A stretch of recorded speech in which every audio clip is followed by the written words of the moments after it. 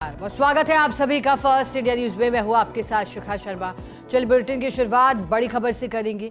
जल संसाधन विभाग से जुड़ी खबर है। ईसरदा बांध परियोजना के लिए भूमि अवाप्त होगी। बांध के डूब क्षेत्र में आ रही परिसंपत्ति अवाप्त होगी।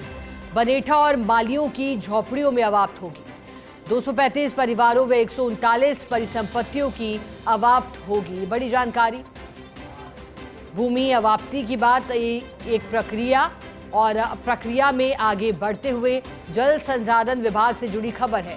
ईसरदा बांध परियोजना के लिए भूमि अवाप्ति की बात। बांध का डूब क्षेत्र जिसमें आ रही परिसंपत्तियां इसके लिए अवाप्त होगी। बनेठा और मालियों की झोपड़ियों में ये अवाप्त होगी। 235 परिवारों और 139 परिसंपत्तियों की अवाप्त होगी। ईसरदा बांध से जुड़ी बड़ी जानकारी भी है। ईसरदा बांध परियोजना एक महत्वपूर्ण और महत्वाकांक्षी परियोजना है सरकार की। ज्यादा जानकारी देने के लिए सीधे स्पेशल कॉरेस्पॉन्डेंट विनोद सिंह चौहान हमारे साथ जुड़ गए हैं। विनोद जी, भूमि अवाप्त होने की बात सामने आई है ईसरदा बांध परियोजना में। क्या प्रक्रिया रहेगी इसके लिए और कैसे भूमि अवाप्त की जाएगी? देखिए, ईसरदा बांध का 87% काम पूरा हो चुका है। मात्र 13% काम बचा है, क्योंकि ईसरदा बांध का जो पहला चरण है वो 6 जनवरी को पूरा हो जाना चाहिए था, लेकिन जल संसाधन विभाग और ठेकेदार काम पूरा नहीं कर पाए। अब एक नई चीज सामने आ रही है कि पहले जो किसानों के कारण काम रुका था, जिसको लेकर के जल संसाधन विभाग लगातार कहता रहा कि 3 महीने काम हम कहीं कर नहीं पाए, वो बनेठा और मालियों की जो झोपड़ियां हैं उनके 235 परिवारों का मामला था। अब वहाँ जो डूब क्षेत्र में जमीन मानी जा रही है उसका नोटिफिकेशन जारी हो गया है।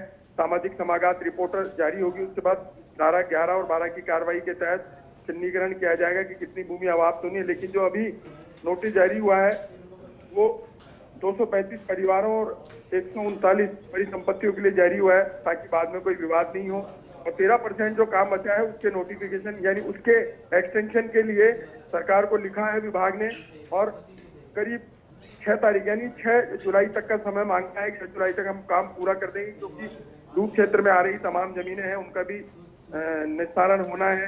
अभी जो सामाजिक समागात के लिए जो आज जो नोटिफिकेशन जारी हुआ है, जिसमें मालियों की झोपड़ियां और बनेठा के गांव के परिवार सामने आ रहे हैं, उनका भी मुआवजा देना है। तो तमाम चीजों को लेकर के जो देरी हुई वो तो अलग बात है, लेकिन अब एक एक करके देखा जा रहा है कि डूब क्षेत्र में और कितने इलाके आ रहे हैं, उनकी एक लिस्ट तैयार की जाए, ताकि जो एक्सटेंशन मांगे गए उससे पहले सारा काम पूरा हो और आने वाले मानसून में ईसरदा बांध को फुल भराव क्षमता पर देख करके टेस्टिंग की जाए, क्योंकि इससे दौसा और सवाई माधोपुर के 1100 से अधिक क्षेत्रों को पानी भी दिया जाना है।